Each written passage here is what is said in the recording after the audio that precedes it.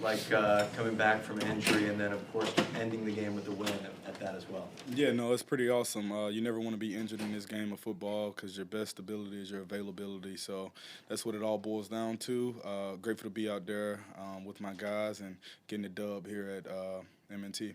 Roquan, I saw you come off the field after that fourth down stop and have a long embrace with Coach Harbaugh. Was that about a specific play or about the entire game, or anything you can kind of share from that moment between you No, guys? at the end of the day, it's about getting a dub, and getting a dub is very hard in this league. And just talking about that and just embracing each other and knowing that the last months have been very tough for each and every one inside of our locker room and all the true fans and things of that nature, and understand how that can be. So it was just more so a moment, and that's what life's all about, having moments with people who you truly care about and relationships. So that's what I would say. After you kept him out of the end zone on those first two drives, I mean, John talked about how big that was. Did it feel like a turning point to you guys? I mean, was it like, all right, now we're hunting? On which play?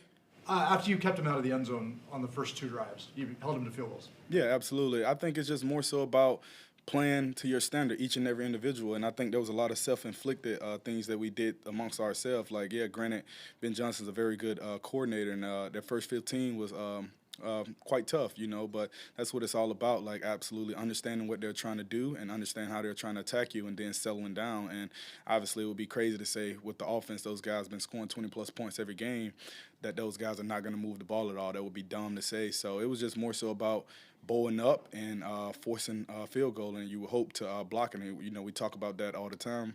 If a team get in the red zone, not letting them score. So it's something that we've been focusing on, and it's just like a start to it. During the week when you're playing, seeing Tyler Huntley out there and playing, did you sense with how sharp he was that kind of he was going to be ready to go on Sunday and play a really good football game?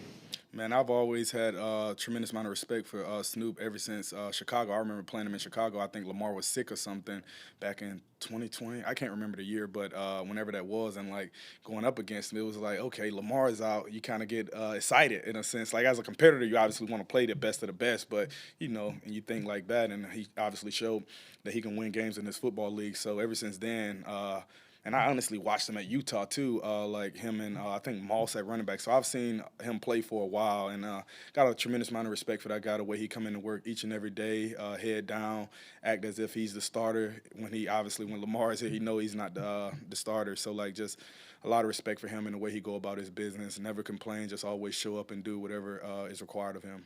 Well, I know you're trying to have a great game every week, but I mean, you were reflecting a little bit on your time in Chicago earlier this week. I'm sure there's sort of a time to think about, it's been 3 years since you've been here. When you get ready for a game like this, is it helpful to kind of let those thoughts kind of in, or do you have to kind of shut some of those thoughts and reflections out to have your best game? Honestly, man, maybe if there was like a couple months after I got traded or maybe even a year, but at the end of the day, I'm comfortable with who I am as a person and who I am as a player, and I know what I bring to the table. So it's just more so about me echoing that each and every snap through my play and not really worrying about the outside noise. What really matters is like me going to work each and every day, preparing for each and every team like it's my last game, because it very well could be. And I just have that approach throughout. And if you keep that approach as a player, like good things is going to happen, and you just play relentless. And that's what it was about. And it was just really great though to see a lot of people over in Chicago, a lot of faces that I got to see, who I care about, and like 'cause this game's about relationships. So it was just awesome to see those people after the game, have talks with them pregame and things of that nature, because relationship will go long after this ball stuff is over with. Roquan, this team was 1-5, and the thought is if a team falls to 1-6, it's pretty much over.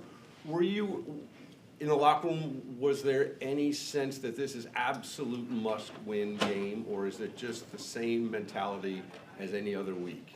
I would say not a single individual that I heard said anything about, oh, the season is over, this, that, and the third. And like myself, I consider myself an eternal optimist. So it's like I'm always like, we got a shot to do whatever we want. And I know the type of guys that we have in the locker room. So it's more so about going out and doing that, not talking about it, but actually doing it. And I think each and every guy was on the same page the way we prepared over the couple days during the bye week, and then this week, man, it's like new energy, and like I feel like the team got a fresh start, and we're just going out to show who we are. But it just started this week. We're 1-0 this week, and then hey, we got to get to 2-0 this week because it's a short week and it's on to Miami.